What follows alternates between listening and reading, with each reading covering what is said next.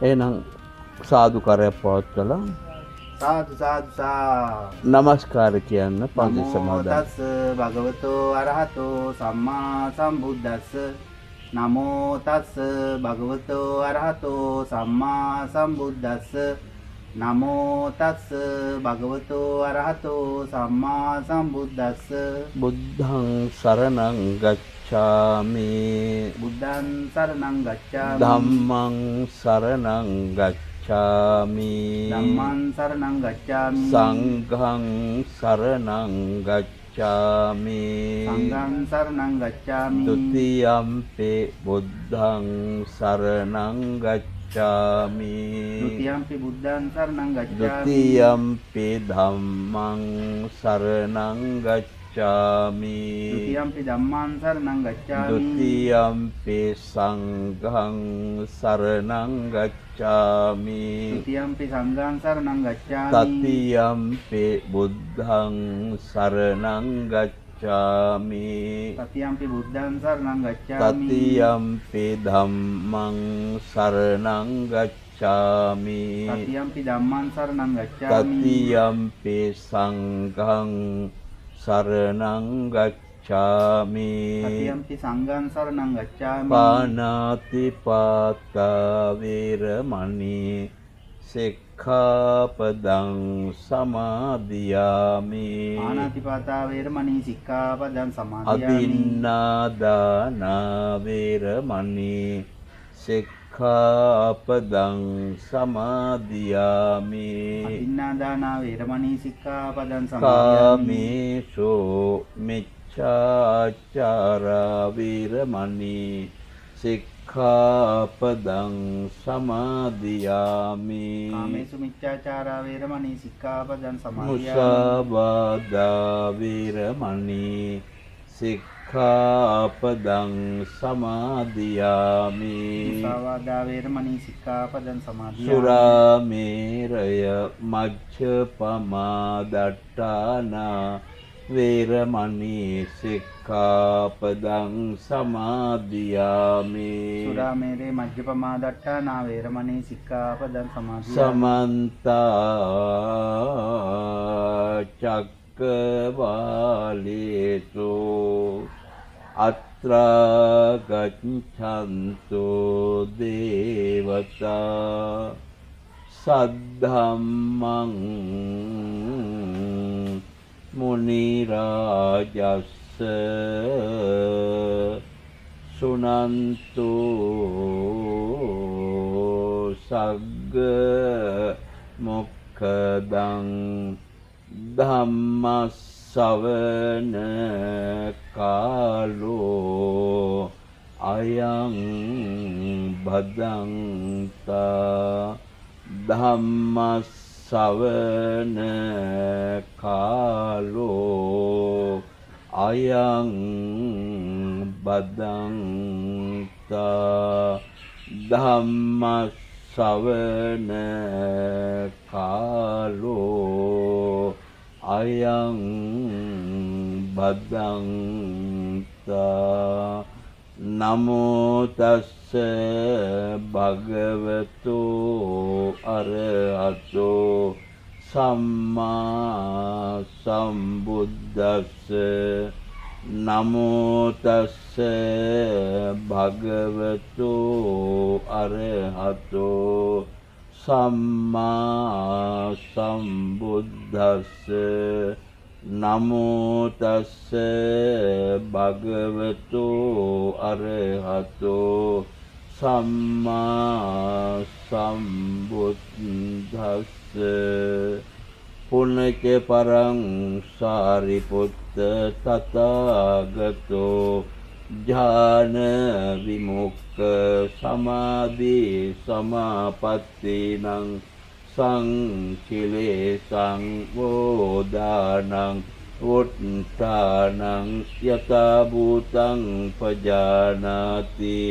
යම්පි සාරිපුත්ත තථාගතෝ ඥාන විමුක්ඛ සමාධි සමාපත්තිනං සංකිලේසං වෝදානං වුට්ටානං යතා භූතං පජානාති ඉදම්පි සාරිපුත්ත තථාගතස්ස තථාගත බලං හෝති යම් බලං ආගම්ම තථාගතෝ ආසබං තානං පටිජානාති පරිසාසු සීහ නාදං නදති බ්‍රහ්ම චක්කං පවත්තේති පින්නතුනි අද දවසේහි විශේෂයෙන්ම මේ උතුම් ධර්ම දේශනාව එංගලන්තයේ ඉඳලා මේ අවස්ථාවට ක්‍රියාත්මක කරන කිරණ ටීවී නාලිකාවේ දහම් කිරණ ධර්ම දේශනා මාලාවේ බක් පොහොය නිමිත්තෙන් ඉදිරිපත් කරන ධර්ම දේශනාව වශයෙන්ුයි පවත්වන්නේ. ඒ සමගම එච්.එම්. සිරිසේන සහ සෙලිනා පෙරේරා යන මහත්ම මහත්මීන්ගේ විසිවන ගුණානුස්මරණය වෙනුවෙන් දූදරුවන් හා මුණුපුරු මිනිපිරියන්ගේ දායකත්වයෙන් පවත්වනු ලබන මාහඟි ධර්ම දේශනාව. විශේෂයෙන්ගේ ගුණානුස්මරණය වෙනුවෙන් එච්.එම්. සිරිසේන සහ සෙලිනා පෙරේරා ඒ මහත්ම මහත්මීන්ට ඒ අයගේ ගුණ සිහිපත් කරමින් ඒ අයට යහපතක් වේවා, හොඳක් වේවා, දෙව් මිනිස් සැපසාන්ත නිවන් දකින්නට මේ උතුම් පින්කම හේතු වාසනා වේවා කියන ප්‍රාර්ථනාවෙන් යුක්තව මේ වෙලාවේදී විශේෂයෙන් මේ බක් පුරපසළොස්වක පොහොය දවස ඉතාමත්ම ඓතිහාසික වශයෙන් වටින දවසක්. විශේෂයෙන් බුදුරජාණන් වහන්සේ දෙවෙනි පාර ලංකාවට වැඩම කරවන්නේ බක් පුරපසළොස්වක පොහොය දවසේයි. බුදුරජාණන් වහන්සේ මහා කරුණා සමාපත්තියට සමවැදිලා ලෝකයේ දිහා බලනකොට අපේ ලංකාවේ චෝරෝදර මහෝදර කියන දෙබෑයෝ නැත්නම් සහෝදර දෙපළ මිනි පළඟක් මැණික් පුටුවක් වෙනුවෙන් සිදු කරන අරගලයක් දැකලා ඒ වෙනුවෙන් බුදුරජාණන් වහන්සේ නාගදීපයට වැඩම කරවන්නට යෙදුණා. විශේෂයෙන් මේ බක් පොහොය වගේම ඒ බක් පොහොයේදී සමිද්ධි සුමන කියන දෙවියා ජේතවනාරාමයේ ඒ නුගර කුකුත් බුදුරජාණන් වහන්සේට ඡත්‍රයක් වශයෙන් දරාගෙන ආවයි කියලා ඉතිහාසයෙහි සඳහන් වෙලා තියෙනවා. බක් පුරපසළොස්වක පොහොය දවසේ තමයි බුදුරජාණන් වහන්සේ 20000ක් මහරහතන් වහන්සේලා පිරිවරාගෙන තමන්ගේ ගම රට බල සුදෝන් රජතුමාගේ ආරාධනාව අනුව කාළුදායි හාමුදුරුවන්ගේ මතක් කිරීම අනුව 20000ක් මහරහතන් වහන්සේලා සමග කිඹුල්වත් නුවර ගමන පිටත් වුණා. එක දවසකට එක යොදුන බැගින් තමයි ගමන් කළා මේ ගමන සිදු කරන්නට යෙදුනේ. එක යොදුනක් කියන්නේ සාමාන්‍ය වශයෙන් මිනිස්සුන්ට එක දවසකට පයින් ගමන් කරන්න පුළුවන් දුර ප්‍රමාණයක්. ඒ අනුව බුදුරජාණන් වහන්සේගේ දින 60ක ගමනින් භාගයක් නිමාවටපත් වෙච්ච අවස්ථාව තමයි බක් පුරපසළොස්වක පොහොය දවස. ඒ නිසා ශාසනික වශයෙන්, ඓතිහාසික වශයෙන්, ශ්‍රී ලංකාව වශයෙන් අපිට බුදු පියාණන් වහන්සේගේ ශ්‍රී පාද පහසින් දෙවෙනි වතාවට මේ ශ්‍රී ලංකා භූමිය අතිපරිශුද්ධ භාවයට පත්වෙච්ච මේ දවස අපිට අමතක කරන්න පුළුවන් දෙයක් නෙවෙයි. ඒ නිසා වැදගත් පුරපසළොස්වක පොහොය දවසක ඒ උතුම් බක් පොහොය වෙනුවෙන් මේ විදියට ධර්ම දේශනාවක දායකත්වයේ දරමින් විශේෂයෙන් මේ කිරණ ටීවී නාලිකාව මගින් මේ කරන උතුම් ධර්ම දේශනාවේ දායකත්වයේ අනුග්‍රහය දක්වමින් කරන කටයුත්ත ඉතාමත්ම අගය කරන්නට පුළුවන්කම තියෙනවා. ලෝකයේ දහම් පිපාසාවෙන් පෙළෙමින් ඉන්න අවස්ථාවක මේ විදියට ධර්මයේ දේශනා කළා ඒ ඇයට ධර්මාවබෝධය බුද්ධෝසෝ භගවා බෝධාය ධම්මං දේශේති තින්නෝසෝ භගවා තරණාය ධම්මං දේශේති සන්තෝසෝ භගවා සමතාය ධම්මං දේශේති පරිනිබ්බුතෝසෝ භගවා පරිනිබ්බානාය ධම්මං දේශේති. බුදුරජාණන් වහන්සේ මේ ධර්මයේ දේශනා කරලා තියෙන්නේ වෙන එකට නෙවෙයි අවබෝධය පිණිසයි. චතුරාර්ය සත්‍ය අවබෝධය පිණිසයි. බුදු පියාණන් වහන්සේ මේ ධර්මයේ අවුරුදු 45ක් තිස්සේම දේශනා කොට වදාලා බුදුරජාණන් වහන්සේ පැය ගණන් දීඝනිකායට අයිති සූත්‍රයන් දේශනා කරන්නට යෙදුණා.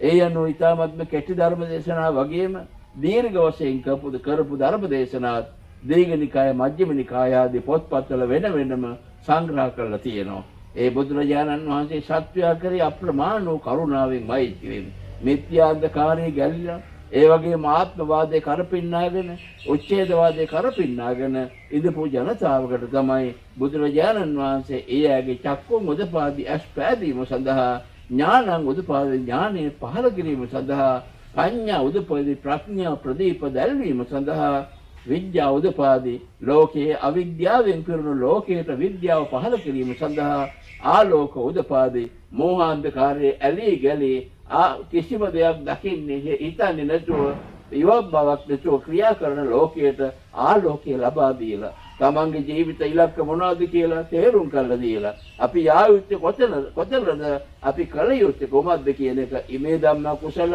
ඉමේ ධම්මා කුසල ඉමේ ධම්මා සාවජ්ජා ඉමේ ධම්මා අනවජ්ජා ඉමේ ධම්මා විඤ්ඤු පසත්තා ඉමේ ධම්මා විඤ්ඤු ගරහිත ආදී වශයෙන් බුදුරජාණන් වහන්සේ මේ ලෝකයට කුසල් අකුසල් දෙකේ වෙනස කියලා දුන්නා. ඒ වගේම හරි වැරදි දෙකේ වෙනස කියලා දුන්නා. ඒ නිසා මුළු ලෝකෙටම මුලා වෙන්නේ නැතුව බුදුරජාණන් වහන්සේ අනුපිළිවෙලට අනුපොබ්බ ශික්ෂාවක් දේශනා කොට වදාලා අනුපොබ්බ පටිපදාවක් දේශනා කොට වදාලා ඒ වගේම මේ අනුපොබ්බ ක්‍රියාවක් දේශනා කොට වදාලා බුදුරජාණන් වහන්සේ කීටාගිරි ආදී ශෝත්‍රවලදී අනුපොබ්බ පටිපදාව වශයෙන් සද්දාය උපසංගමති උපසංගමිත්වා ආශේවති ආශේවිත්වා ධම්මං සුනාති ධම්මං සුත්වා ධාරේති දතානං ධම්මානං අත්තං උපපරික්කති අත්තං උපපරික්කන්තෝ ධම්ම නිජ්ජානං කන්ති ධම්ම නිජ්ජානං කන්ති පසීදිති පසීදිත්තා තුලයිති තුලයිත්වා පදාති ශ්‍රද්ධාව නිසා එළඹෙනෝ එළඹීම නිසා අසුරු කරනෝ අසුරු කිරීම නිසා කන් දෙක යොමු කරනෝ කන් දෙක යොමු කිරීම නිසා බණ අහනෝ බණ ඇහිීම නිසා ධර්මයේ ධාරණය කරගන්නෝ ධාරණය කර ගැනීම නිසා ඒ ධාරණය කරගත් ධර්මයේ අරුත් විමසනෝ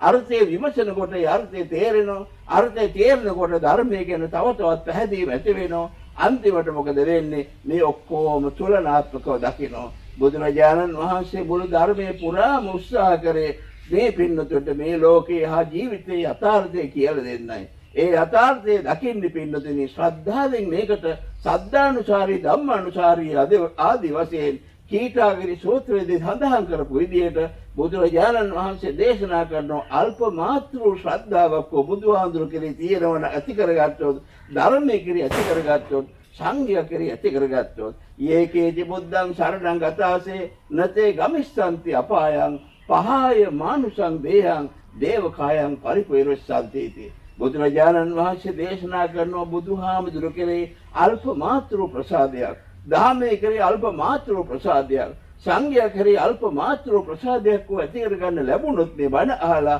එයා කවදාවත් පින්නතුනි සතර අපායේ උප්පත්තිය ලබන්නේ නැහැ කියලා සද්ධානුසාරී ධම්මානුසාරී සෝවාන් වීමෙන් මෙහා සෝවාන් වීමට එහා තියෙන අවස්ථා දෙක තමයි සද්ධානුසාරී ධම්මානුසාරී කියලා කියන්නේ. ඒ කවදාවත් අපායට සතර අපායට ගිහිලා උප්පත්තිය ලබන්නේ නැහැ කියන කාරණාව බුදුරජාණන් වහන්සේ පැහැදිලි කරලා දීලා තියෙනවා. අපි අහලා ජොන් චතු අපායේ හිත විප්පමුත්ත ආදී වශයෙන් රතනාදී සූත්‍රවලදී සතර අපායේ මිදෙන පුජ්‍යලයා පිළිබඳව ඒ සෝවාන් වෙච්ච පුජ්‍යලයා පිළිබඳව ඒ වගේම බුදුරජාණන් වහන්සේ ඊට එහා තත්වයක දේශනා කරනවා. අඩුම ගානේ දැන් බුදුරජාණන් වහන්සේ අපි දන්නෝ සුභ මානවකයා එක දවසක් බුදුරජාණන් වහන්සේ අම්බ වෙන්න එනවා.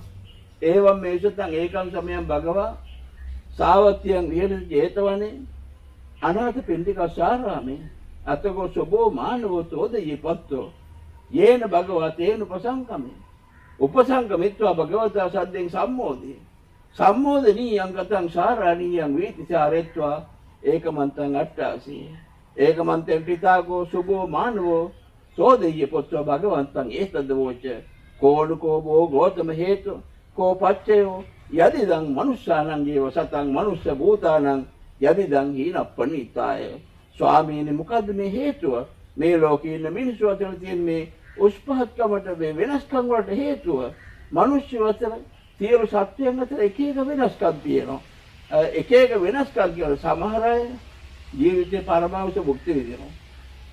සමහර අතරමඟදී මැරෙනවා. මේ දවස්වල විශේෂයෙන් මේ වසංගත ආදී රෝග නිසා එක කාලෙකදී වසූරිය රෝගයෙන් මැරුණා. ඒ වගේම තවත් නොඑක් විදිහේ බෝවෙන රෝග වලින් මැරුණා. කොලරා වගේ දේවල් තිබුණා ලෝකේ.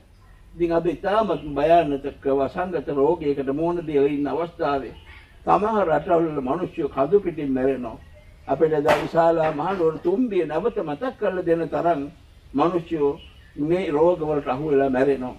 වෙනතුනේ ඒ වගේ බැලුවෙන් පස්සේ ඒ වගේ සමහර අය එච්චර දේවල් තියෙද්දි සමහර අය ඒවයි මිදෙලා ඒවට අහු වෙන්නේ නැතුව ඒවට කොටු වෙන්නේ නැතුව තමන්ගේ ජීවිතේ රැකගෙන ක්‍රියා කරනවා.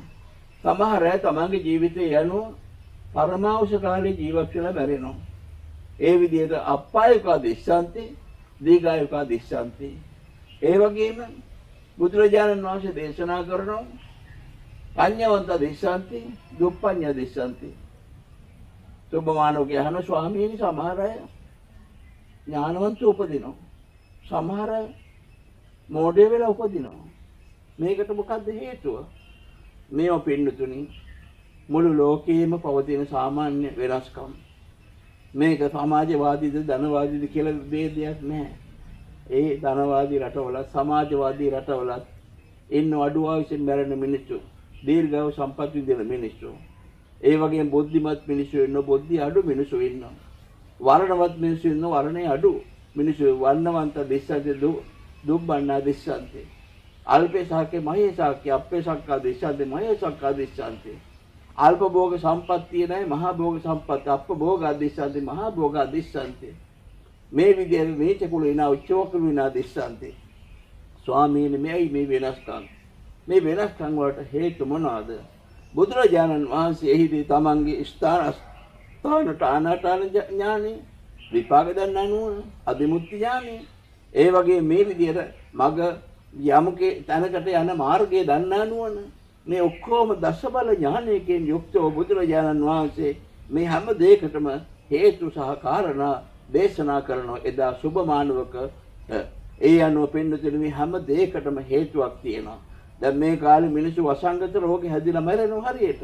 එතන කාල සම්පatti කාල විපatti ප්‍රයෝග සම්පatti ප්‍රයෝග විපatti උපදි සම්පatti උපදි විපatti ගති සම්පatti ගති විපatti කියලා කරුණු 8ක් බුදුහාමුදුරුවෝ මේ වගේ කාරණාවල් පිළිබඳව දක්වලා තියෙනවා.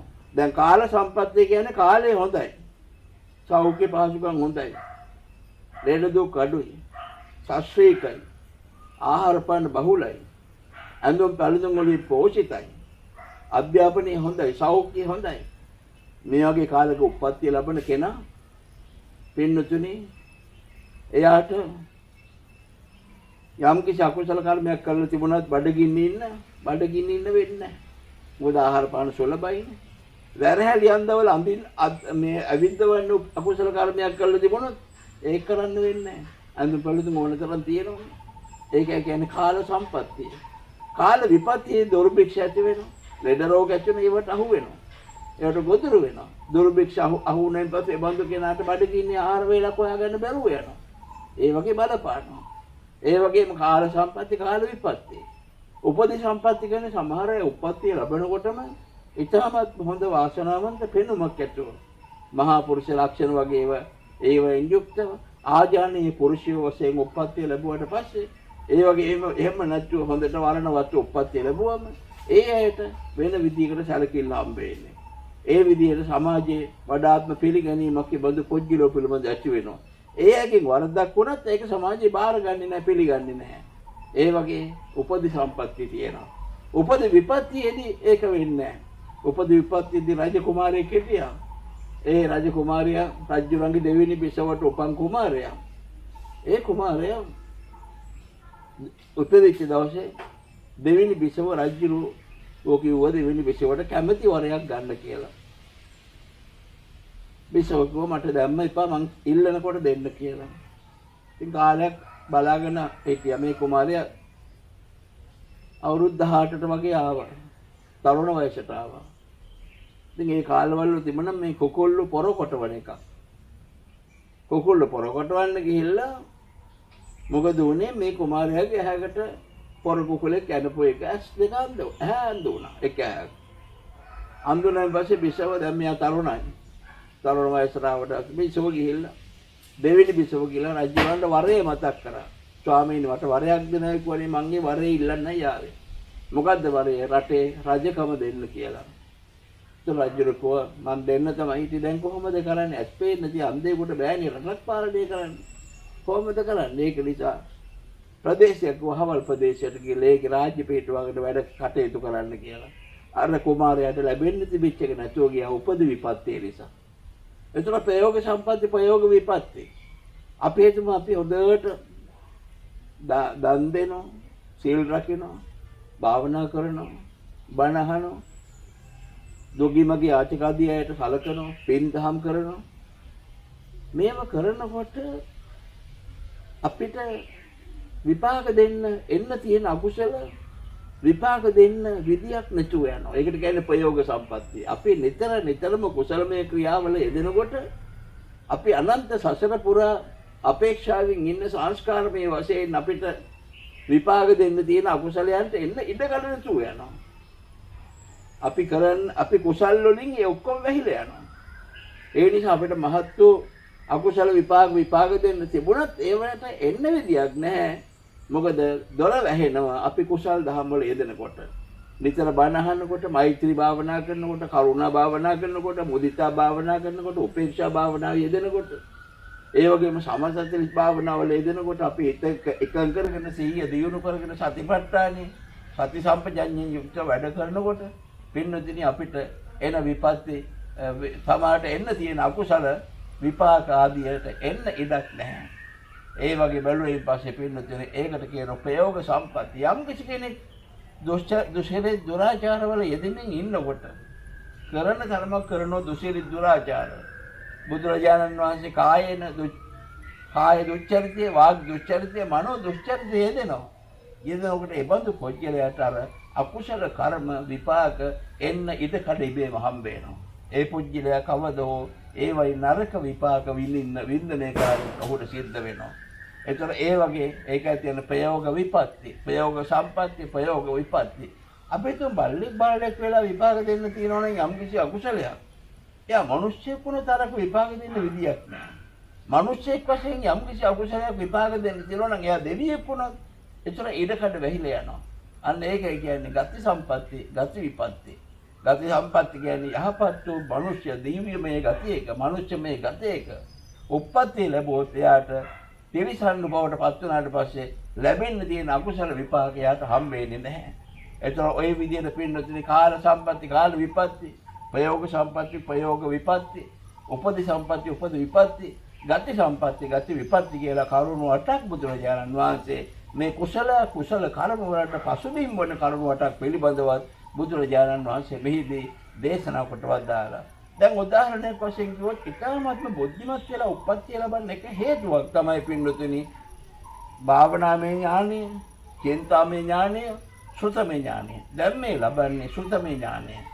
බණ ලෞතර බුදුරජාණන් වහන්සේගේ බණ අහගෙන ඉඳලා අපි ධර්ම අවබෝධය ලබනවා. ඒ වගේම ඥානය දියුණු වෙනවා. ඒකට කියන්නේ සුතමය ඥානය කියලා.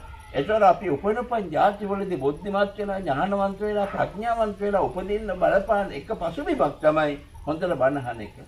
භාවනාදී කටයුතු වල යෙදෙන එක.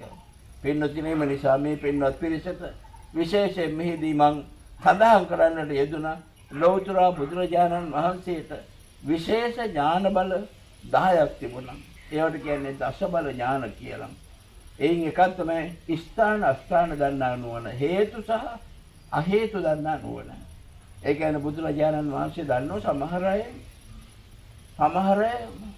පංචානන්ත කර්ම කරන්නේ නැහැ කවදාවත්. මව මෙරීම, පියා මෙරීම, රාතු මෙරීම, බුදුරජාණන් වහන්සේගේ ශරීරයේ ලේසල වීම, සංඝ වේදේ කරන්නේ නැහැ කවදාවත්. බුදුහාමුදුරු දුන්නේ ඇයි කරන්නේ නැත්තේ කියලා. නොකිරීමේ හේතු දන්නවා. ඒ කියන්නේ සෝවාන් වෙච්ච පුජ්‍යලය මේ කරුණ පහේ කවදාවත් යෙදෙන්නේ නැහැ. ඒතකොට සමහර අය සමහරලාට අද කාලේ හැටියට සමහරට අම්මට ගහනවා, තාත්තට ගහනවා. එයාට කරදර හිර කරනවා, හිංසා පීඩා කරනවා. තමන්ගේ ගෙදරින් එළියට දානවා, වැඩිහිටි නිවාස වලට ගිහලා බාර දෙනවා. මේ පෙරදිග සමාජය තුළ විශේෂයෙන් බෞද්ධ රටවල් තුළ ඒව අනුමත වෙන්නේ නැහැ. බටහිර රටවල් වල නම් ඒව අනුමත වෙනවා. නමුත් පෙරදිග රටවල් වල එහෙම අනුමත වුණේ නැහැ. අපේ අම්මලා තාත්තලාට අපි හොඳට සලකන්න ඕන. බතෝනේ සම්බලිස්සාමි. ඒ අය පෝෂණය කරන්න ඕන බැරි වුණායින් පස්සේ කිච්චන්නේ සංකරිස්සාමි. ඒ අයට වැඩ කරගන්න අපේ වැඩ ඔක්කොම කළා දීපු ඒ අයට එයාගේ වැඩ කරගන්න බැරි අවස්ථාවට ආවම අපි ඒ අයගේ වැඩ ඒ අයට ඕන විදිහට කරන්න ඕන. අපිට ඕන විදිහට නෙවෙයි. අපිට ඊට වඩා හොඳට තේරෙන්න පුළුවන්. නමුත් එහෙම වැඩක් නැහැ. අම්මා තාත්තා කියන විදිහට යාට උමනා දෙයක් කළා දෙන්න ඕන. එතකොට තමයි යාගේ හිත පිරෙන්නේ. කුලවංශන්ට අපේක්ෂාන්නේ කුල පරම්පරාවල් දිගින් දිගටම ආරක්ෂා කරන්නට ඕන. ඒකත් වැදගත්ම කාරණාවක් කුල පරපුර රකින්න එක. ඒවත් අම්මලා තාත්තලාගේ බලාපොරොත්තු. දායජ්‍ය පටිපජ්ජාමි. ඒ අයගෙන් ලැබෙනා වූ දේවල් විනාශ කළා දාන්න නැතුව ඒව කාල බීලා විකුණලා විනාශ කළා දාන්න නැතුව ඒව දියුණු කරන්න ඕන. ඒ වගේම අත්තජපන පේතානම් කාලකතානම් දක්කින අනුපදස්සාමි. ඒ අයගේ තවත් බලාපොරොත්තුවක් තමයි අපිට කවදා හරි මෙලොව හිටියත් මෙලොව නැති වුණත් අපේ දරුවෝ අපිට සලකයි කියන කාරණාව. එතන ඒ විදිහේ දෙමෝපියෝ පිළිබඳව කටයුතු කරන්න ඕන. එතන සමහර අය මේව නොසලකා හරිනවා. අම්මගේ වටිනකම දන්නේ නැහැ, තාත්තගේ වටිනකම දන්නේ නැහැ, වැඩිහිටියගේ වටිනකම දන්නේ නැහැ. ආගම දාමේ පින්පව් දෙකේ මේ ඒව දන්නේ නැහැ. මේ හැම දෙයකම යම් වටිනාකමක් තියෙනවා. මේ පින්නතුන් ගන්නවා එදා 7707 දෙනෙක් රජවරු ගණතන්ත්‍ර ක්‍රමයට සමූහාණ්ඩු ක්‍රමයට රාජ්‍ය පාලනය පවත්වගෙන ගියපු රටක් තිබුණා. ඒ රටට කියන්නේ වජ්ජි රාජ්‍ය. ඒ රටට කියනවා විශාලා මහනුවර කියලා. විශාලා මහනුවර තුන් පාරක් විශාල වෙච්ච නිසා. මොකද එකම පිරිසක් මේ රාජ්‍ය එලිපෙහි කලාව එලිපෙහි කරන නගරයක් හදාගෙන පදිංචි වුණා. ඒ එකම පිරිස කවලම් උනේ නැහැ. කවලම් වුණාම උභය කුල පාරිශුද්ධභාවය නැතු වෙනෝනේ. ඒකයි කවලම් උනේ නැත්තේ. උභය කුල පාරිශුද්ධභාවය ඉතාමත්ම අගය කරපු කාරණාවක්. මව්පසින් පියපසින් පිරිසුදු කෙනෙක් වීම. ඒක එදා ඉතාමත්ම සම්මත වටිනාකමක් තිබිච්ච දෙයක්. ඒ නිසා ඒක වෙනස් වෙනවා. අරම එක එක විදියට මිශ්‍රණය වුණාම මිශ්‍රණය වෙන්නේ නැතුව එකම જાතියක් වශයෙන් දියුණු වුණා. ඒ කාලයක් යනකොට දරු මොනුපුරෝ වර්ධනයටපත් වෙලා අර කලින් සුද්ධ කළා නගරයේ ගොඩනගපු ප්‍රමාණය ඉඩකඩ මැදි වුණා. ඒ අය ඊට පස්සේ තවත් කොටයක් සුද්ධ කළා ආපහු තාප්පයක් බැඳලා ප්‍රාකාරයක් බැඳලා. තව කලක් යනකොට අවුරුදු 10ක් 15ක් 20ක් යනකොට ඒකත් දැන් මදි. ඉඩකඩ මදි ඇයට. තවත් හැරයක් කැලෑව සුද්ධ කරලා ආපහු ප්‍රාකාරයක් බැඳලා. මේ වගේ තුන් පාරක් විශාල වෙච්ච නිසා කියනවා මේ නගරයට විශාලා මහනුවර කියලා. එතන විශාලා මහනුවර 7707 දෙනෙක් රජවරු ගණතන්ත්‍ර ක්‍රමයට ඒ කියන්නේ පින්නතුනි ඒ අය යම් කිසි එකට එකතු වෙලා එකට කතා කරලා එකට විසල ගිහිල්ලා ඒ විදිහට ඒ අය මේ රාජ්‍ය පවත්වාගෙන ගියේ. ඊටමත්ම ශාස්ත්‍රීය රාජ්‍ය බවට පත් වුණා. ඒ විශාලා මහනුවරට යාබද ඒ සීමාවේ තියෙන ඊළඟ රාජ්‍ය තමයි මගධය. අජාසත් රජතුමා මහා බල ලෝභයෙන් පෙළච්ච රජ කෙනෙක්. අජාසත් රජතුමාට ඕනකම තිබුණා ඊටමත්ම මේ විශාලා මහනුවර වජ්ජි රාජ්‍ය තමන්ගේ මගධ රාජ්‍යයට යටත් කරගෙන ආඳ ගන්න. ඕනකම තිබෙච්ච නිසා අජාසත් රජුරෝ ඒ සදා දීර්ඝ කාලයක් තිස්සේම සැලසුම් හදමින් හිටියා. ඒ නිසා අජාසත් රජතුමා මේකට උපක්‍රමයක් වශයෙන් මගධේ සීමාව කියන්නේ විශාල මහ නුවරට ලං කළා. විශාල නගරයක් නිර්මාණය කළා. මොකද මේ නගරේ නිර්මාණය කරේ විශාල මහ නුවරට මේකේ කඳවුරක් බවට පත් කරගෙන ආක්‍රමණයක් එල්ල කරන්න. අදත් මේ තත්ත්වය ලෝකේ තියෙනවා. වෙන රටවල් වල බලය අල්ලගන්න යම් යම් මධ්‍යස්ථානයේ අය හොයමින් ඉන්නවා. බලවත් අය තමන්ගේ බලය වැඩි කරගන්න යම් යම් යුද්ධ මධ්‍යස්ථාන වශයෙන් භාවිත කරන තැන් ඒ අය නිතරම සැලකිල්ලෙන් ඉන්නේ. ඒ වගේ අජාසත් රජු විශාල නගරයක් නිර්මාණය කරා ඇමතිවරුන්ට කියලා ඇමතිවරු දෙපළකට කියලා මේ විශාල මහනුවර සීමාව කරගෙන. ඒතර එයා හැමදාම දැන් ඒ රජු ඉස්සර රජ කෙනෙකුගේ තිබිච්ච ප්‍රධානම එකක් තමයි රහස් ඔත්තු සේවය. ඒකෙන් තමයි රජුරගේ තුන්වෙනි ඇහැ වගේ ඒක. මනුස්මෘතිය වගේ පොත්වල සඳහන් කරලා තියෙන ඒක තමයි එයාගේ තුන්වෙනි ඇහැ. එයා ඒකෙන් ඒ රහස් ඔත්තු සේවයෙන් තමයි එයා සියල්ලම වටහා ගන්න, අඳුරගන්නේ. ඒ අනුව මෙයාගේ මේ චර පුරුෂයෝ හැමතැනම යනවා. හැම තැනම යන එක දවසක් සප්ත ජටිල සූත්‍රයේදී කොසල් මහ රජුරෝ බුදුරජාණන් වහන්සේත් එක්ක කතා කර ඉන්න වෙලාවේ 7 දෙනා ජටිලයෝ 7 දෙනයි, නිගණ්ඨයෝ 7 දෙනයි, ආදීවකයෝ 7 දෙනයි පොලිමේ යනවා. කොසල් රජුරෝ බුදුහාඳුරන්ට කතා කරේ ඉන්නල ගිහිල්ලා කොසල් රජුරෝ වදින වර කටේට. නැන්දලා බුදුහාමුදුරන්ට කියන ස්වාමීනි ලෝකේ රහතුන් කියලා જાතියක් කියනවා නම් ඒයින් කොටහ තමයි අර යන්නේ කියලා. බුදුරජාණන් වහන්සේ මේකට අහුුනේ නැහැ. බුදුහාමුදුරෝ දන්නෝ මේක. බුදුරජාණන් වහන්සේ දේශනා කරන කොසල් රජුරට මහරජා දීර්ඝ කාලයක් අසුරු කිරීමෙන් තමයි කෙනෙකුගේ සීලය තේරුම් ගන්න පුළුවන්කම තියෙන්නේ කියලා.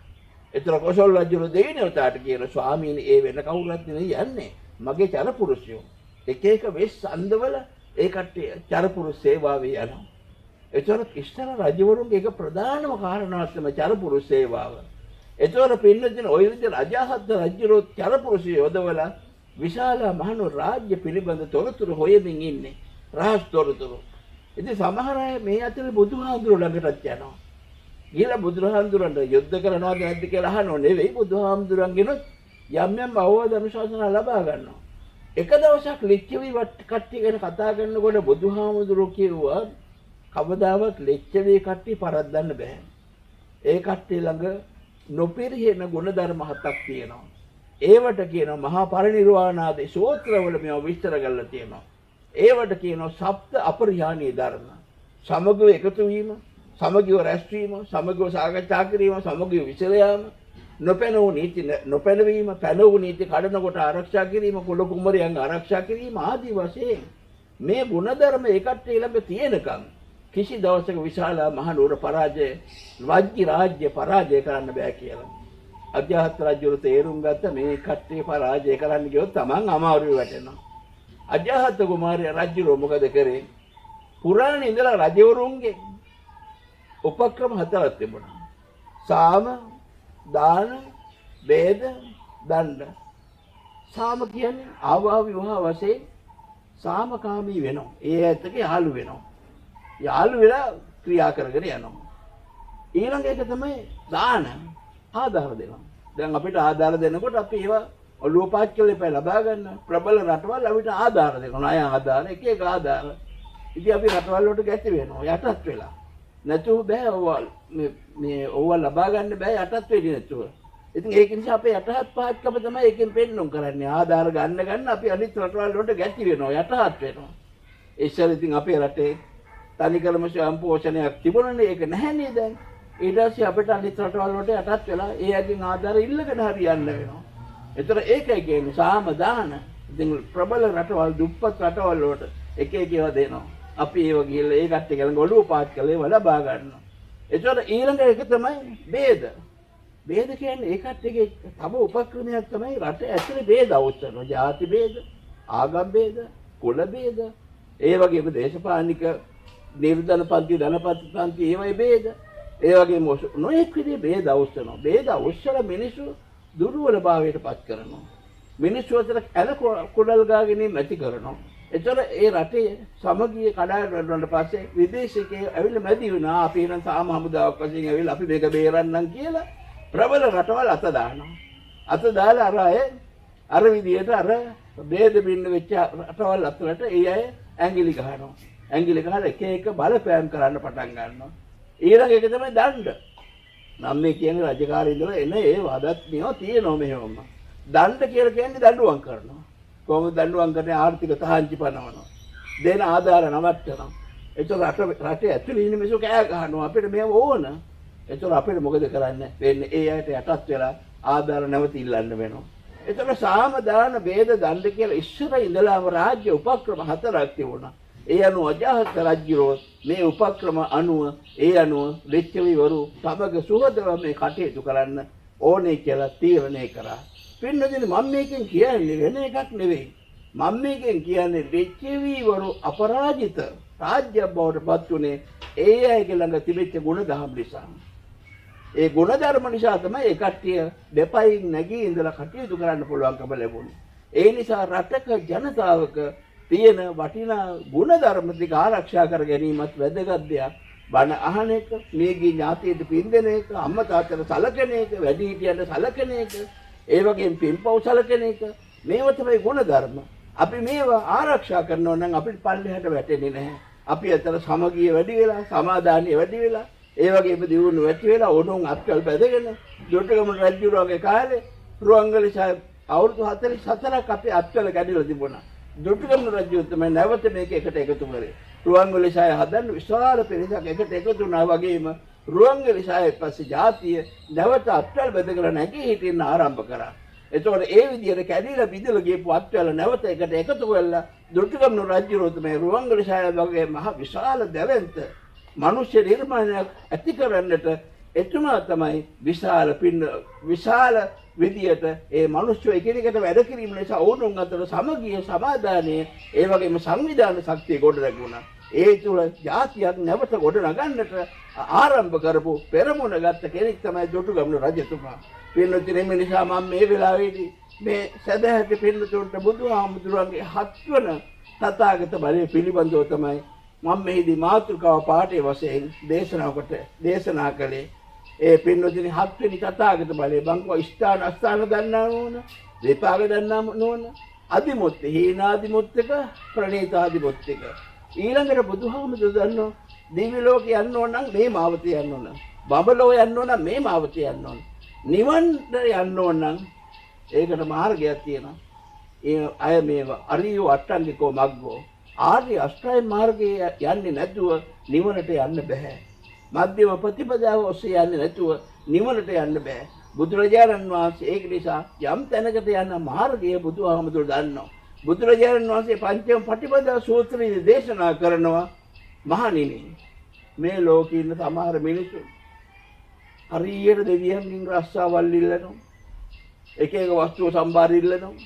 නොඑක් දේවල් දෙවියන්ට යාඥා කරනවා. පංචම පටිපදා සූත්‍රයේදී නොඑක් දේවල් දෙවියන්ගෙන් ඉල්ලනවා. බුදුහාමුදුරු දේශන ඒ කිසිම දෙයක් හම්බෙන්නේ නැහැ. හැම දෙයක්ම ලබා ගන්න අනුපිළිවෙලක් තියෙනවා. ඒ දේ ලබා ගන්න ඒ අනුපිළිවෙලේ ගිහිලා ලබා ගන්න මිසක් දෙවියන්ගෙන් ලබා ගන්න බෑ කියන එක බුදුහාමුදුරු පංචම පටිපදා සූත්‍රයේදී දේශනා කරන. ලෝකේ ඉන්න මිනිස්සු මුලාවටපත් වෙලා එක එක අය ළඟට ගිහලා කණ්ඩලා කරනවා, අල්රවයින්දනෝ, මේවයිල්ලනෝ, රස්සාවල් ඉල්ලනෝ, ඒ දේවල් ඉල්ලීටමින් කටයුතු කරනවා. ඒව ලැබෙන්නේ නැහැ කියන එක බුදුහාමුදුරු පැහැදිලිව දේශනා කරලා තියෙනවා. එතකොට ආයුෂ ලබන්න නම් ආයු සංවත්තනික ප්‍රතිපදාව, වර්ණය ලබන්න නම් වර්ණ සංවත්තනික ප්‍රතිපදාව, යසස ලබන්න නම් යස සංවත්තනික ප්‍රතිපදාව. චුල්ලකම් විභංග සූත්‍රයේදී බුදුහාමුදුරු දේශනා කරනවා දීර්ඝායු ලබන්න නම් දීර්ඝායු සම්පත්තිය ලබන ප්‍රතිපදාවක් තියෙනවා. ඒ ප්‍රතිපදාව වෙන එකක් නෙවෙයි පින්නතුනි, ලෝහිත පානි ලේ වැකුණු අත්වලින් තොර වෙලා පින්නතුනි ප්‍රාණඝාතී යෙදෙන්නේ නැතුව, ඒ වගේම ප්‍රාණඝාතාදී මේ කටයුතු වල යෙදෙන්නේ නැතුව ජීවත් වීම තමයි උපනුපන් ජාතිවලදී දීර්ඝායු සම්පත්තිය ලබන්නට හේතුව වෙන්නේ. නමුත් සමහර අපි නොඑක් විදිහේ ප්‍රාණඝාතාදී කටයුතු වල යෙදෙනකොට ඒකෙන් මොකද වෙන්නේ? මිනිස්යන්ගේ ආයුෂ දවසින් දවස අඩු වෙලා යනවා. ඊළඟට සමහර අය ඉපදුණු දවසේ ඉඳලාම නොඑක් විදිහේ ලෙඩ දුක් වලින් පෙළෙනවා. ඉපදුණු දවසේ ඉඳලා බේද. දොස්තර මාතෘ හම්බෙන්නේ යනවා, ස්පිතාල වල ලගිනවා. ඉතින් ගිහිල්ලා ලෙඩ. සමහර ඉපදුණු දවසේ ඉඳලා අඩුම ගානේ පැනඩෝල් පෙත්තක්වත් දීපු නැති මිනිස්සු ඉන්නවා. නිදුක්ව නිරෝගී වාසය කරනවා. මේකට හේතු බුදුරජාණන් වහන්සේ දේශනා කරන පිළිතුරු වෙන හේතුවක් නෙවෙයි. මිනිස්යන් කරේ, සත්‍යයන් කරේ කරුණාව ඇතුව කටයුතු කිරීමයි. කරුණාව කියන්නේ දුකටපත් වූවන් දුකින් ගලවා ගැනීම. පර දුක්ඛේ සතේ හදයන් කම්පෙන්ටීති කරුණා. දුකටපත් වූවන් දුකින් ගලවා ගැනීම. බුදුරජාණන් වහන්සේ හැමදාම මහා කරුණා සමාපත්තියට සමවැදිලා දුකටපත් වූවන් හොයාගෙන යනවා. චරිතං ඥානාති, ආසයං ඥානාති, අනුසයං ඥානාති, සුවිඤ්ඤාපේ දුවිඤ්ඤාපේ ඥානාති. බුදුහාමුදුරු දන්නෝ ඕනම කෙනෙකුගේ චරිතය දන්නවා. චරිතයක් ගොඩ නැගින්නේ පුරාණේ කරපු පෙර කරපු කුසල කර්ම දෙක එකට එකතු වෙලා තමයි පුජ්‍යලෝකී චරිතයක් ගොඩ නගන්නේ. ඒ අනුව බුදුරජාණන් වහන්සේ දන්නෝ සුනීත හැඩොල් කුමාරේ සුනීත එයා පෙර જાතියේ පිඬුසිඟා වඩින්න පස්සේ බුදුරජාණන් වහන්සේ නමකට කිව්වා මොකද නිකන් කුෂ්ඨ රෝගීක් වගේ සිවුරින් ඇඟ මුළු ඇඟම වහගෙන තැන් වල හිඟා ගන්න ඔයිට වඩා නරකයි නරකද මිනිසුන්ගේ කැලි හසල ඇද්දනම් පිළිකණු සුද්ධ කරා නම් ඔයිට වඩා හොඳයි නේද කියලා අර පස්සේ බුදුරජාණන් වහන්සේට ආර්ය උපවාදය නිග්‍රහයක් කරා. ඒ නිග්‍රහය අකුසල කර්මය නිසා නරකාදී උප්පත්තිය ලැබලා දුක් විඳලා සෑහෙන කාලයක් දුක් විඳලා උපනුපන් ಜಾති වලදී පහත් කොළ වල උප්පත්තිය ලබන්න පටන් ගත්තා. බුදුහාඳුර වැඩ ඉන්න කාලේ සුනීත ඉපදුන සැඩොල් කොලේ. නමුත් බුදුරජාණන් වහන්සේ දකිනවා එක අවස්ථාවක් මේ සුනීත සැඩොල් කොලේ උප්පත්තිය ලැබුවට මේ සුනීතව තියෙනවා පින්නතුනි මේ සුනීතට රහත් වීමේ වාග්ය තියෙනවා. හරියට කසල කඩ ඇදගෙන එන වෙලාවේ අරගෙන මේ කරේ දෙපැත්තට කඩ අරගෙන එන වෙලාවේ බුදුහාඳුරෝ මහා සංඝරත්නයේ සමග ඒ මගට පිණ්ඩපාතේ වඩිනවා. වඩනකොට සුනීතල දැන් අහක් වෙන්නත් බෑ, මගහැරලා යන්නත් බෑ, අතරින්නත් බෑ. මොකද කරන්නේ? කසල කඩ පැත්තකින් තියලා බුදුරජාණන් වහන්සේ යන මග වැඳගෙන ඉන්න පැත්තකට වෙලා. එතකොට බුදුරජාණන් වහන්සේ දකින්න මේ කසල ගොඩේ තියෙන මණික දකින්න බුදුහාමුදුරුවෝ.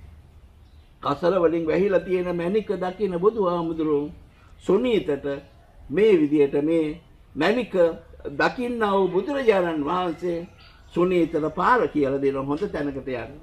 ඒ අනුව සුනීත මහාන වෙලා මේ ශාසනයේ උතුම් වූ මහරහතන් වහන්සේ නමක් බවට පත් වෙනවා. ඒකයි කියන්නේ චරිතං ඥානාති. ඒ වගේම ආශයන් කියලා කියන්නේ දැන් අපි ආශය කියන්නේ පුජ්‍යලයක් යම් කිසි පුජ්‍යලයක් කොතනද ඉන්නේ කියන එකයි. ආශයන් ඥානාති.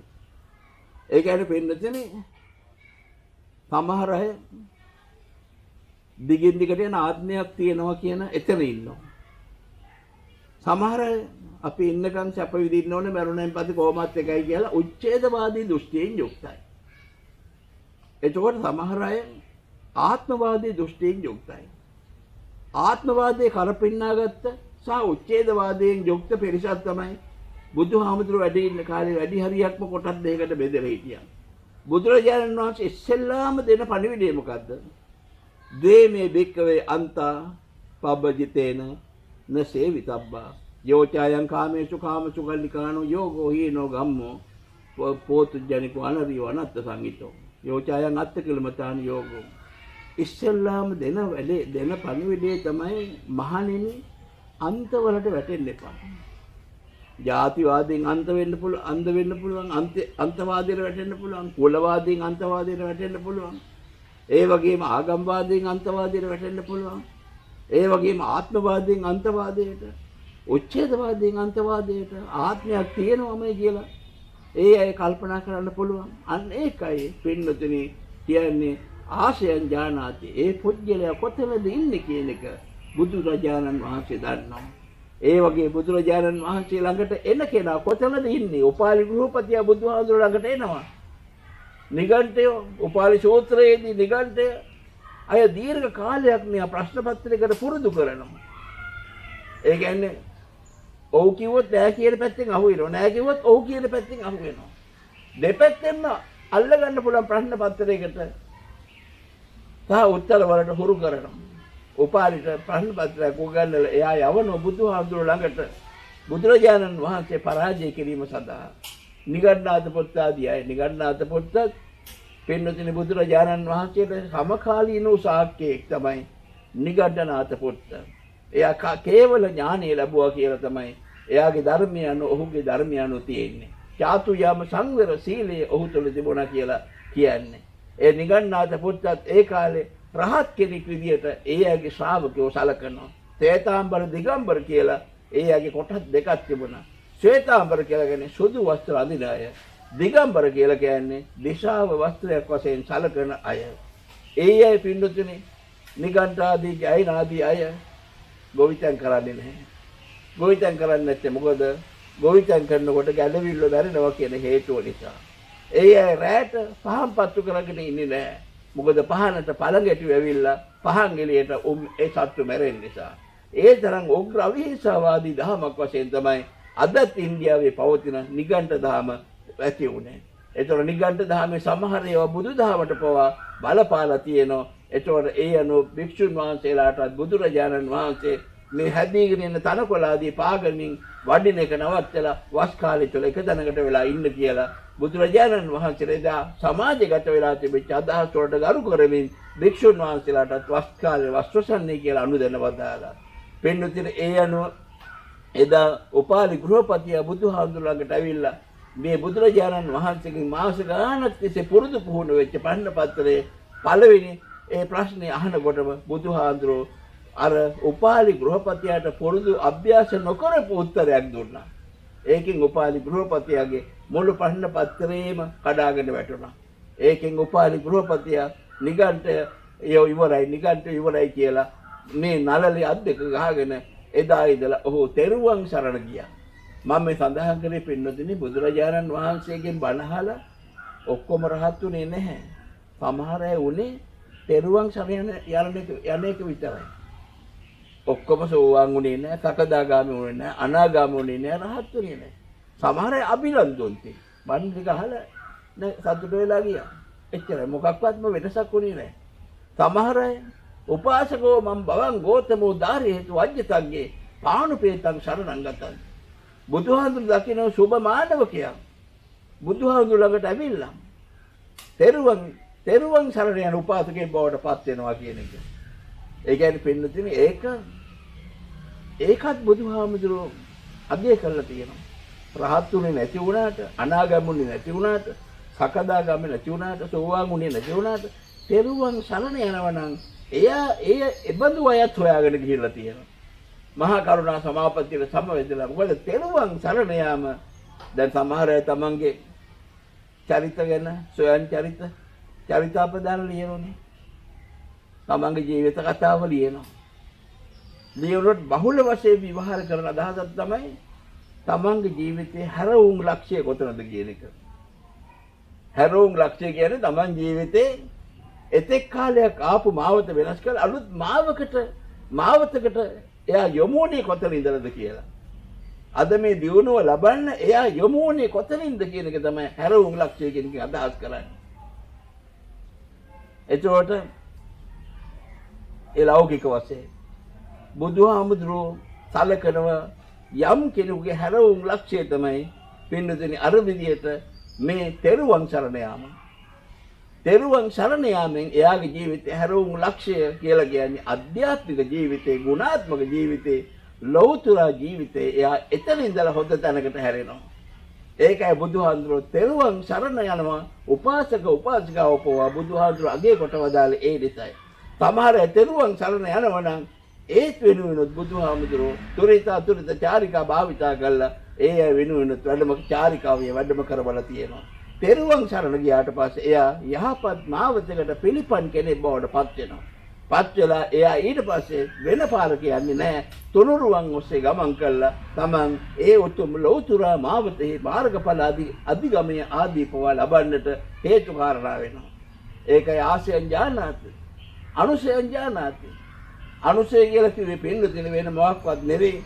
අනුසය කියලා කිව්වේ හදවත පත්වලේ, හදවත ඇතුලේ අපිට නොදැනී, අපිට නොපෙනී läගලා අලු යට ගින්දර තියෙන වගේ අපිට නොදැනී පවතින කෙලෙස් දහම්. මහා බලවබන ජාතකයේදී මහා බෝසතාණන් වහන්සේ එක ආත්ම භාවයකදී ධාන වඩලා, භාවනා වඩලා ධාන ලබාගෙන ධාන වලින් නොපෙරී කරුණී කළා බ්‍රහ්ම ලෝකෙ කියලා ඉපදුණා. බඹලෝ. දීර්ඝ කල්ප ගානක් බඹලෝ හිටියා. රාගයෙන් බැහැර වෙලා. රාගයෙන් බැහැර බ්‍රහ්ම ලෝකෙ හිටියා කල්ප ගණනාවක්. නැවත ඇවිල්ලා රජපෞලක උප්පත්තිය ලැබුවා.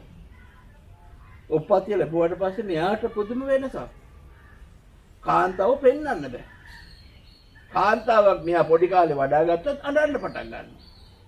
මේකට කියන්නේ මහා පඩෝබල ජාතකය කියලා. අඬන්න පටන් ගත්තා. පස්සේ කිරි දෙන්න විදියකුත් නැහැ.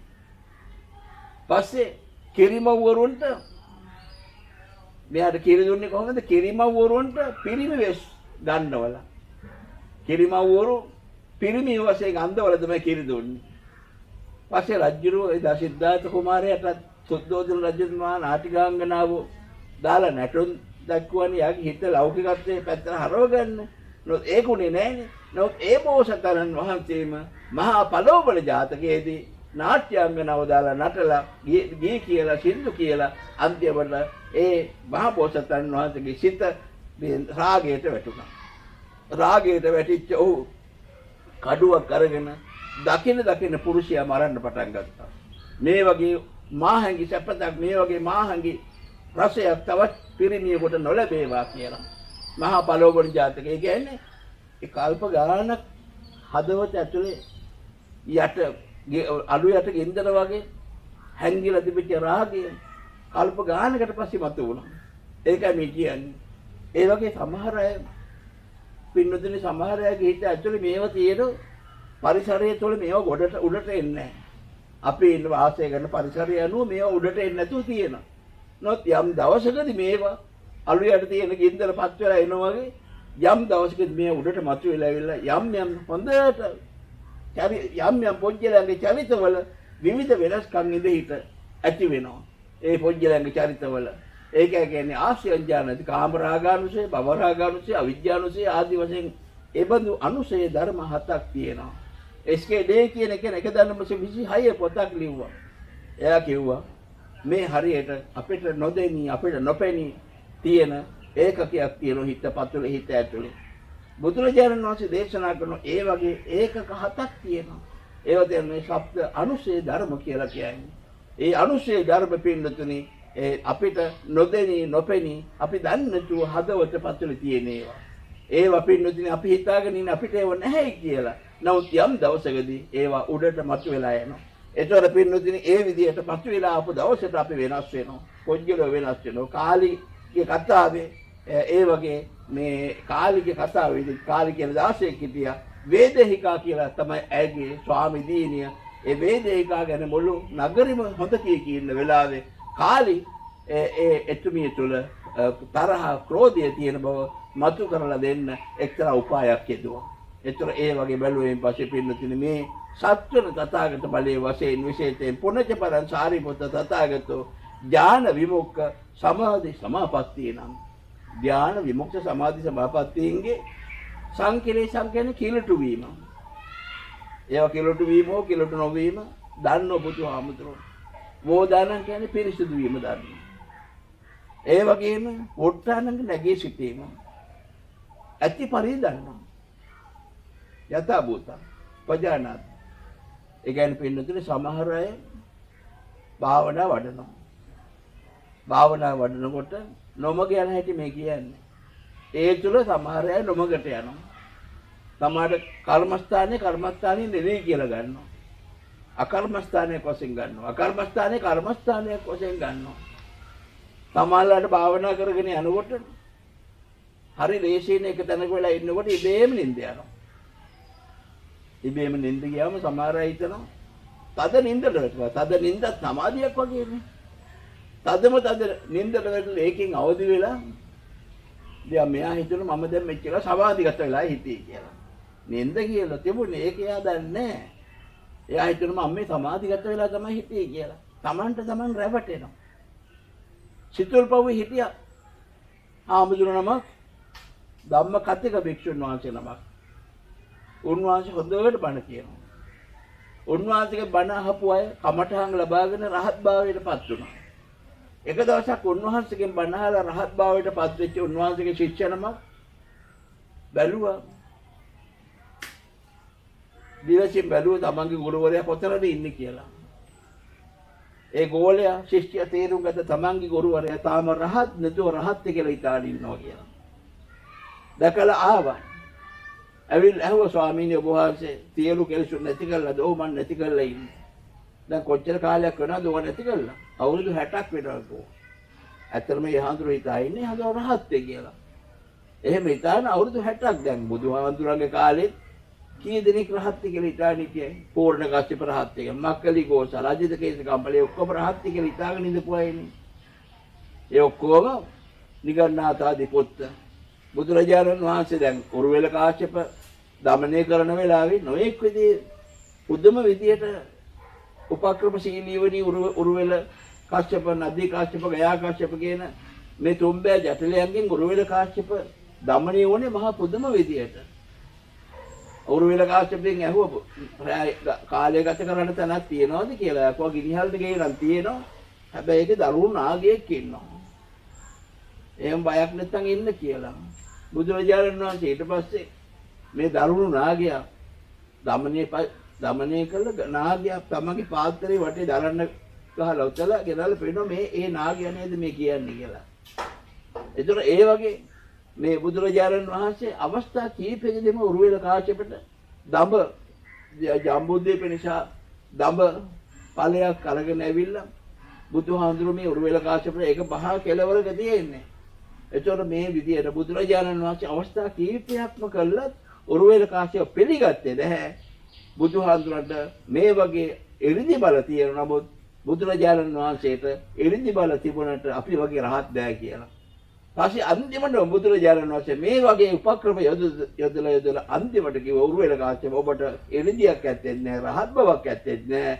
ඒ නිසා ඊට පස්සේ තමයි උරුවෙල කාශ්‍යප දමණය වෙන්නට තත්ත්වයට ගෙනාවේ. පින්නතුනේ ඒ වගේ සමහර අය හිතයි නෝ රහත් නොවි රහත් කියලා. මාර්ගඵල අධිගමයක් නැතුව මාර්ගඵල අධිගමයක් තියෙනවා කියලා හිතනවා. ඒ විදිහට මේ ලෝකේ බුදුහාඳුරගේ කාලෙත් අද කාලෙත් මුලා වෙච්ච අය ඉන්නවා. ඒ මුලා වෙච්ච අය අනිත් අයත් මුලා කරනවා. අනිත් අයත් මුලාවට දාලා අපි Taman කෙලෙසුන් නැසලා තියෙන්නේ කියලා අනිත් අයත් අමාරුවේ දානවා. අනිත් අයත් ඒ ඔස්සේ රැල්ලට අහු වෙලා දුවලා තව තවත් මුලා වෙනවා. බුදුහාඳුර අපිට අනුදැනව දාලා තියෙන්නේ පින්නතුනි එක එක පුජ්‍යලාභිවාදනය නෙවෙයි. පුජ්‍යලෝ පිටපස්සෙන් යන ගමනක් නෙවෙයි බුදුහාඳුර අපිට අනුදැනව දාලා තියෙන්නේ. පින්නතුනි භික්ෂුන් වහන්සේලා ඔක්කොම එකට එකතු කරලා බුදුරජාණන් වහන්සේ ජීවිතේ පරිනිර්වාණයට කිට්ටු කාලයේදී ගාථා 3ක් දේශනා කොට වදාලා පරිපක්කෝ වයෝ මයං පරිත්තමම ජීවිතං පහය වෝ ගමිස්සාමි කතම්මේ සරණමත්තන අප්පමත්ත සතිමන්තෝ සුශීලා හොත බික්කවෝ සුසමාහිත සංකප්පා සචිත්ත මනුරක්කත යෝ ඉමස්මින් ධම්ම විනේ අප්පමත්තෝ වියසතේ පහය ජාති සංසාරං දුක්ඛ සත්‍යං කරිස්සති. බුදුරජාණන් වහන්සේ භික්ෂුන් වහන්සේලා කැඳවලා ඔක්කොම එකතරට කැඳවලා බුදුහාමුදුරු දේශනා කරන මහණෙනි ඔබලට යමක් අහගන්න දේවල් දැන් අහගන්න. තථාගතයන් වහන්සේ පිරිනුවම් පෑවට පස්සේ දුක් වෙන්නේ අහගන්න බැරි උඩයි කියලා. හැබැයි ඔබලා හිතා ගන්න ඕන මගෙන් පස්සේ ඔබලාගේ ශාස්ත්‍රවරයා බවට පත් වෙන්නේ එක පුජ්‍යලෝ නෙවෙයි ධම්මෝච විනයෝච මමච්චේන සත්වා. මගෙන් පස්සේ ඔබලාගේ ශාස්ත්‍රවරයා බවට පත් වෙන්නේ ධර්ම විනය දෙකයි. ඒ නිසා පුජ්‍යලෝ පිටපස්සේ යන ගමන නවත්තලා ධර්ම විනය දෙක ඔස්සේ යන ගමන තුළ අපි පච්චත්තං වේිතබ්බෝ ප්‍රත්‍යක්ෂ වූ ධර්ම අවබෝධයක් ලබන්නට පුළුවන්කම තියෙනවා. ඉතින් එම නිසා පින්නතුනි අද දවසේ මේ පින්වත් පිරිස විශේෂයෙන් මේ වැදගත් බක් පුරපස්වලසක පොහොය දවස නිමිති කරගෙන මේ පින්වත් හැම දෙනාම බණ අහලා බුදුරජාණන් වහන්සේගේ හත්වන ධානාන්දිකේ සංකීලේසාදිය ධානාන්දිකේ පිරිසිදු බව අපිරිසිදු බව ඒ වගේ ඒවායි තියෙන නැගී සිටීම ඒ ඔක්කොම බුදුහාමුදුරන්ට විශේෂ තථාගත බලයක් තථාගත ඥානයක්. ඒ අනුව බුදුරජාණන් වහන්සේ ඉන්ද්‍රිය පරෝපරියත්ති ඥානෙ ඒ වගේම ආශයානුසය ඥානෙ ආදී විශේෂ ඥාන බල 10ක් බුදුරජාණන් වහන්සේට තිබුණා. ස්ථාන අස්ථාන දන්නා නෝන විපාක දන්නා නෝන මේවා බුදුරජාණන් වහන්සේ දන්නෝ. යම් කිසි කෙනෙක් අම්මා තාත්තා බලන්නේ නැත්නම් එයා දන්නෝ මෙයා මේව නොමරන්නේ මෙයා තුළ තියෙන මේ සෝවාන් ආදී මගඵල ආදී හේතු නිසායි කියලා. ඒතර යම් කිසි කෙනෙක් සුචරිතයේ යෙදලා ඒ තුලින් ලබන විපාක මොනවද කියලා බුදුරජාණන් වහන්සේ දන්නවා. දුෂ්චරිතයේ යෙදෙන අය ඒ තුලින් කොතෙන්ද යන්නේ කියලා බුදුරජාණන් වහන්සේ දන්නවා. ඒ වගේ පින්නතුනේ බුදුහාමුදුරන්ට තිබුණ සෞවඥතා ඥානයක්. ඒ අනුව බුදුරජාණන් වහන්සේ මේ සියල්ලම දැනගෙන හඳුනගෙන වටහාගෙන අවබෝධ කරගෙන තමයි අපිට මේ බුද්ධෝසෝ භගවා බෝධාය ධම්මං දේශේති මේ උතුම් චතුරාර්ය සත්‍ය සාමුක්ඛන්තික දේශනාව ධම්මෝ චතුරාර්ය සත්‍ය දේශනාව දේශනා කොට වදාළේ මේ සියල්ලම හරියට හඳුනාගෙනයි. ඒ අනුව මේවා අපි කරනකොට අපේ තුලත් මේ පිරිහීමක් ඇති වෙන්නේ නැහැ. අපේ පින්නතුනි අපරිහානීය ධර්ම බවට මේවා පත් වෙලා තියෙනවා. අවුරුදු දහස් ගානක් තිස්සේම අපි බණ ඇහුවා, අපේ සීල් රැක්කා, අපි භාවනා කරා. මේ ගියව අම්මා තාත්තට සැලකුවා, වැඩිහිටියන්ට සැලකුවා. ඒ වගේම අපි වෛර කරන එක, පරිගන්න එක මේ බහැරව කල්පනා කරන්න පටන් ගත්තා. අපි එකට ඒ කරන්න හොඳ නැහැ, එකට ඒ කියන්න හොඳ නැහැ කියලා මුළු බුදුදහම එකට හකුලවා ගත්තොත් අවස්ථා දෙකක් මතුවෙන. එකක් තමයි අපි එකට එක කරන්නේ නැහැ කියන එක. පරිගන්නේ නැහැ. අපි වැඩි හිටියොත් එකට එක කියාගෙන කට ගහගෙන යන්නේ නැහැ කියන එක. මේවා වැදගත් කාරණාවල්. ඒ නිසා අපි පින්නතුනි යමක් කියනකොට අහගෙන ඉන්න පුරුදු වුණේ මේ ධර්ම ශ්‍රවණය කිරීම තුළිනුයි. අපේ දරුවන් හොඳට ඉගෙන ගන්න, දරුවන්ට බුද්ධිය ඥානය ලැබුණේ ධර්ම ශ්‍රවණයේ පසුබිම් කරගෙනයි. අපි බණ දේශනා කරනකොට හොඳට අහගෙන ඉන්න පුරුදු වෙච්ච જાතියක්. ඒ නිසා අහගෙන ඉන්නවා කියලා කියන්නේ යමක් තේරුම් ගන්නව පිරිසක් කියන එකයි. ඒ නිසා බෞද්ධ පින්නතුන් වශයෙන් අපි ඉතාමත් හොඳ තැනක ඉන්නවා. ඒ නිසා පින්නතුනි අපි පරිගැනීම, වෛර කිරීම අත්හැර දාලා කරුණාව, මෛත්‍රිය පෙරටු කරගෙන යහපත් ජීවිකාවක් පවත්වාගෙන යමින් අපි හැම දිනාටම උතුම් වූ ධර්ම අවබෝධයම ලැබේවා කියලා සාදු කියලා ප්‍රාර්ථනා කරන්න. එච්.එම්. සිරිසේන සහ සෙලීනා පෙරේරා යන මහත්මීන්ට 20 වෙනි ගුණානුස්මරණය වෙනුවෙන් මේ උතුම් පින් බලයෙන් එයාගේ පරලෝ ජීවිත වාසනාවන්ත වේවා. දෙව් මිනිස් සැප සාන්තු අමා මහ නිවන් දකින්නටම හේතු වාසනා වේවා කියලා සාදු කියලා ප්‍රාර්ථනා කරනවා. දෙවියන්ට පින් දෙන්න ආකාශට්ටාච බුම්මට්ටා දේවා නාග මහිද්దికා පුඤ්ඤන්තං අනුමෝදිත්වා චිරං රක්ඛන්තු ශාසනං ආකාශට්ටාච බුම්මට්ටා දේවා නාග මහිද්దికා පුඤ්ඤන්තං අනුමෝදිත්වා චිරං රක්ඛන්තු දේශනං ආකාශට්ටාච බුම්මට්ටා දේවා නාග මහිද්దికා පුඤ්ඤන්තං අනුමෝදිත්වා චිරං රක්ඛන්තු ත්වං සදාති. ධර්ම ශ්‍රවණය කිරීම ආදී වශයෙන් ලබාගත් සියලු කුසලයන්ගේ බලයෙන් මේ පරලෝක සිටින ඥාතීන් ඇතුළු අපි හැමතෙම සාන්ත වූ අමා මහ නිවන් සුවයම අත්පත් වේවා.